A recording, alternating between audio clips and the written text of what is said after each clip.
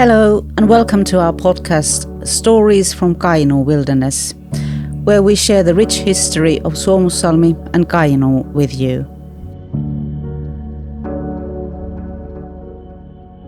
Suomussalmi is part of Kainuu region, which is also known as ArcticLakeland. ArcticLakeland is the northernmost part of Lake Finland. My name is Tuula Uusitalo, and in this episode we will focus on the history of Suomussalmi. I will now take you to a journey to explore the traditional attractions of Suomussalmi and the stories behind them. The prehistory of Suomussalmi reaches back almost 10,000 years to the time after the Ice Age, when the Earth's crust began to be gradually freed from the ice cover. These changed conditions also created life opportunities for human activity. Man became part of the ancient landscape. This happened when the current coastal areas of the Gulf of Finland and the Gulf of Bothnia were still covered by water. The first settlement phase in Kainuu and Suomussalmi date back to the time of the Suomusjärvi culture, which is about 8,000 to 6,500 years before the beginning of our era. The inhabitants arrived to the area quite soon after the ice melted, and based on the artifact finds, the people came from southern Finland. Signs of human traces and prehistory can be experienced in Suomussalmi at the Jaloniemi house, where you can find a prehistory exhibition. In the exhibition, you can see some of the objects which have been found from Suomussalmi during archaeological excavations. The Ice Age has also formed the basis for the Hossa National Park, which is one of our prides of Suomussalmi.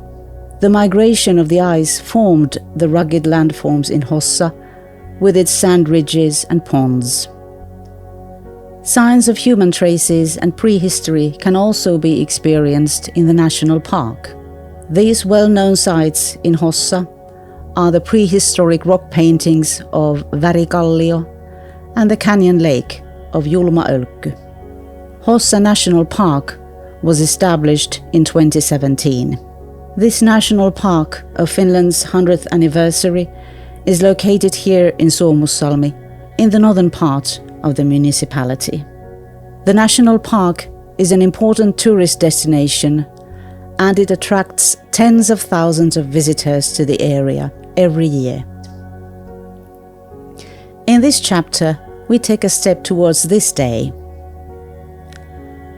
Before the establishment of the Suomussalmi municipality, the area was called Kianta. There is speculation that the name was based on a language that was spoken in the area at that time. However, the name was changed to Suomussalmi when the municipality was established in 1867. In the 17th century, people arrived in Suomussalmi as part of the new settlement movement. At that time, Finland was part of the Kingdom of Sweden. King Charles IV of Sweden promised tax reliefs which motivated peasants to settle in the region. The first 4 tax houses with their shingle firelights are immortalized in the coat of arms of Suomussalmi as symbols of the first settlements. The livelihood was obtained by agriculture, fishing and hunting. In the 17th and 18th centuries, life in Kainuu region was also challenging due to famine. The region faced harsh natural conditions, followed by crop failure, hunger, and diseases. However, after these sad times, in the beginning of the 18th century, the state decided to help the new settlement with tax reliefs and with exemption from conscription. And so the population quickly began to increase again. In the 18th century, secular power was still in the possession of the church. And so, by order of the King of Sweden in 1764, a church was built in Suomussalmi, and the municipality also got its own priest. So the wooden cross church with a separate belfry was built. However, the construction of the church did not happen without problems, because the villagers did not agree with the construction work. According to research, however, the church was finally completed in the beginning of the 19th century. The old wooden church was destroyed in the Winter War of 1939, like most of the buildings of the Suomussalmi church village. The new church was built in the 1950s next to the soldiers' graves in the Suomussalmi church village. Between the years 1914 to 1918, the world lived in dark times. The world was dominated by the First World War. At that time, Finland was part of Russian Empire and called Russian Grand Duchy. However, Finland decided to strive to become an independent state when news about the downfall of Tsar Nicholas II was received in March 1917. Finland became independent on December the 6th in 1917 as a result of its own political and social development. The church village of Suomussalmi served as the center of the municipality until the Winter War. After independence, Suomussalmi area was tested by wars again. Battles of the Winter War were fought between Finland and the Soviet Union in 1939 to 1940. The church village was almost completely destroyed in December 1939 in the battles of Suomussalmi, and as a result of this, center of the municipality was decided to move to Ämmänsaari, on the west shore of Kiantajärvi, in 1940. The name Ämmänsaari was changed to Suomussalmi in the late 1990s, but the name Ämmänsaari is still used, especially by the locals. Tar has been produced around the world for thousands of years, and it was produced also in Finland for a long time. Tar was even Finland's most important export product for many years. The demand for tar increased throughout Finland, and in the middle of the 19th century, tar production became an important livelihood also in Suomussalmi. Tar was made by burning coniferous wood slowly in tar pits. When tar production decreased in Suomussalmi, it was replaced by forestry and floating works, which continued in Suomussalmi after the Second World War. After a while, people discovered that many lakes in Kainuu were rich in iron ore. This was the era of Ämmä iron, Ämmänruukki, which experienced many twists and turns during its existence. Ämmä iron refined lake ore into iron for about 40 years in the 19th century. The owners changed frequently, and the wild expansion had its setbacks: the death of an owner, interrupted transport links, and destructive fires. After years, Ämmä iron remained in history, and the buildings began to decay. The Suomussalmi municipality was built with the dissolved materials of the old iron factory. Nowadays, there are only memories left of the ironworks. Uitto, known as the transport of timber by water, has been the most important form of long-distance timber transport in Finland from the 19th century until the 1970s. Uitto was once also an important livelihood in the Suomussalmi region, as it was a significant source of income for many families. Rowing and shipping were an important part of local history in Suomussalmi and tell about the region's strong connection to waterways and nature. Although these traditional forms of transport are more rare today, their importance as cultural heritage and historical legacy is still important. Suomussalmi also has a diverse history in the field of culture and tourism. In the 1950s, the white waters of Kainuu Rapids were discovered by tourists. Emäjoki Rapids route of Suomussalmi included 10 rapids, and sometimes these rapids were skillfully lowered by former tarboat rowers to the delight of tourists. Today, these rapids are harnessed for power use. In 1967, Suomussalmi's local museum was established, and in 1969, the opening of hotel-restaurant Kantakievari was celebrated on the shore of Jalonuoma. In 1988, the spa Kianon Kuohut was built as a continuation of the hotel. In the 1960s and 1970s, the municipality got its own library and the Citizens' College called Kianto-opisto. The cultural life also became livelier in Suomussalmi when amateur theatre activities started in the 1970s. In addition, nature values and tourism were also seen as important. So the government-owned company Metsähallitus established recreation area to Hossa in 1979. And later, in 2017, the area was changed into Hossa National Park.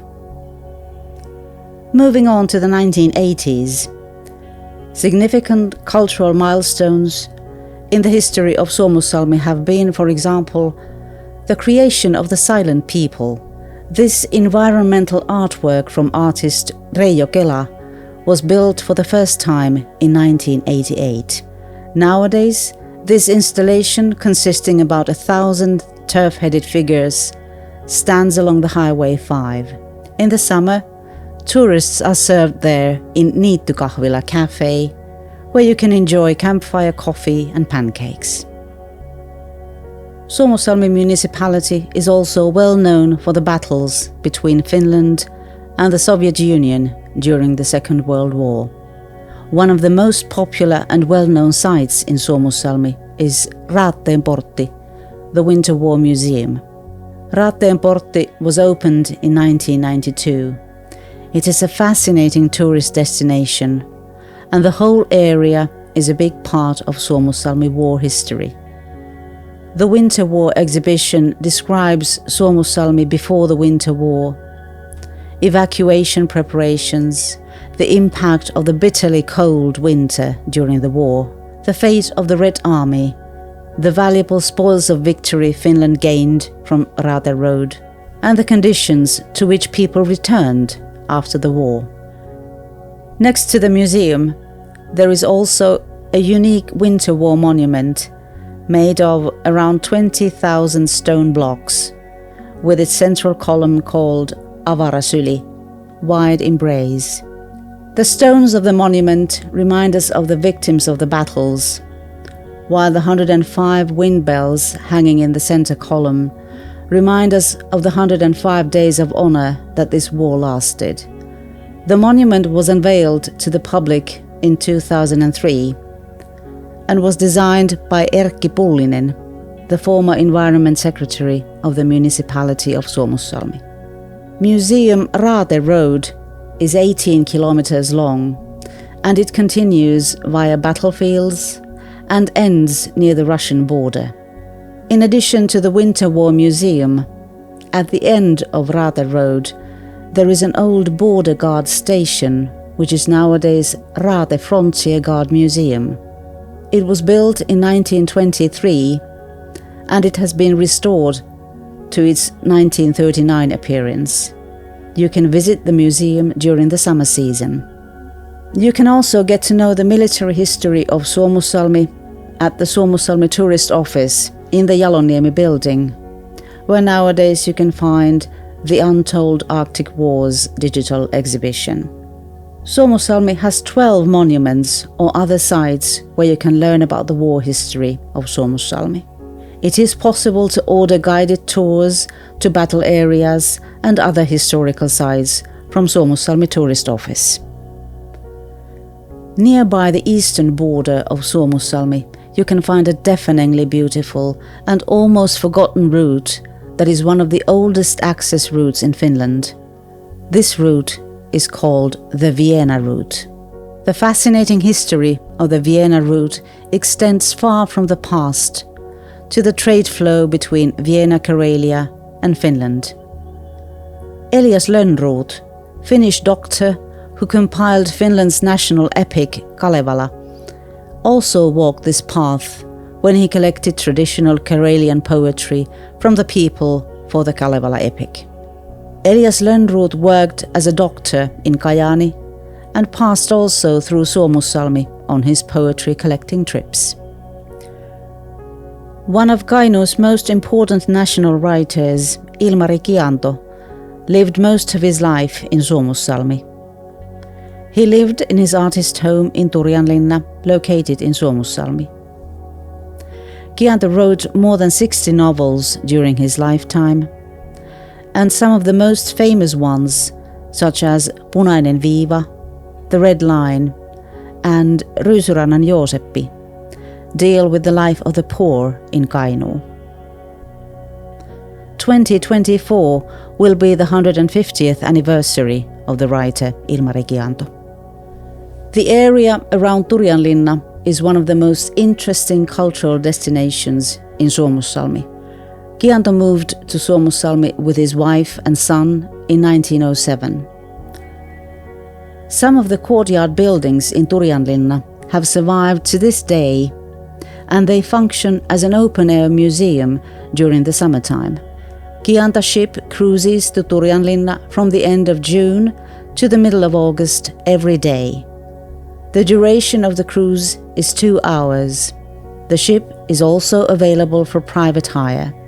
There is no open road to Turjanlinna, but you can get there with a guided summer cruise on the Kianto ship. Historic Kianto ship was built in 1912. The history of Kianto ship is related to the transportation of timber over waterways, which was a significant source of income in Suomussalmi for a long time. The colourful and varied history of Suomussalmi has left unique marks, which are still present in Suomussalmi today.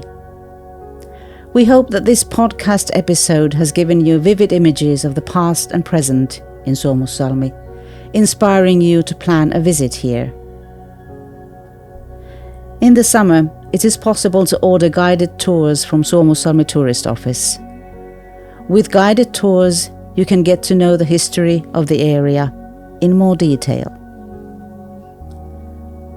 The History of Suomussalmi is a summary of 5 episodes of Stories from Kainuu Wilderness podcast. In addition, information has been collected from sources such as Visit Suomussalmi and from Winter War Museum Raatteenportti web pages.